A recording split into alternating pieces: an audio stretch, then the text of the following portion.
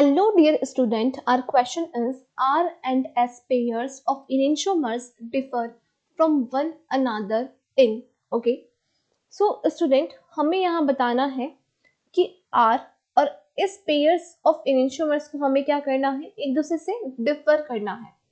तो किस ऑप्शन के थ्रू, किस मेथड के थ्रू हम उन्हें डिफर कर सकते हैं? फर्स्ट ऑप्शन ए,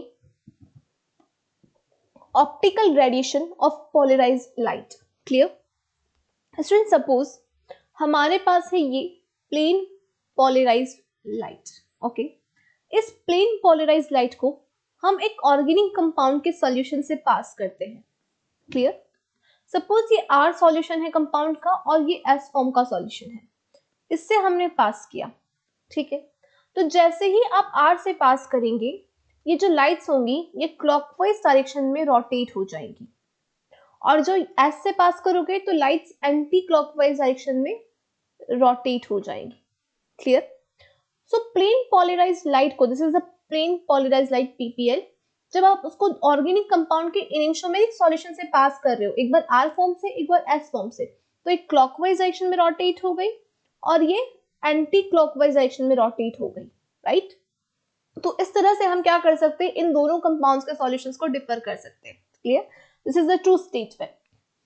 सॉल्युबिलिटी इन रेसिमिक मिक्सचर, सबसे पहले अगर हम बात करें इनेंशियोमर्स की, तो बेटा इनेंशियोमर का जो फिजिकल प्रॉपर्टी होता है वो सेम होता है, physical and chemical properties is same.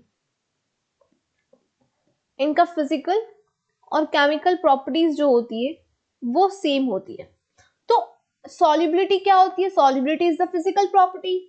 अब सॉल्युबिलिटी अगर एक फिजिकल प्रॉपर्टी है तो बेसिकली हम कहेंगे कि दोनों की फिजिकल प्रॉपर्टी जो सॉल्युबिलिटी होगी वो रेसिमिक मिक्सचर में सेम होगी, तो मतलब उसके थ्रू हम इनको सेपरेट नहीं कर पाएंगे। This is the false statement. C option is reaction with racemic mixture. अगर हम बात करें तो अगेन क्योंकि फिजिकल और केमिकल प्रॉपर्टी सेम है, तो इनके साथ जो रिएक्शन करेगा, रेसिमिक मिक्सचर के साथ ये जो रिएक्शन करेगा सेम प्रोडक्ट देगा, तो फिर से आप इसको डिफरेंशिएट नहीं कर पाओगे। So only option A is the correct answer. Optical radiation of polarised light differ enantiomers from one another. Thank you.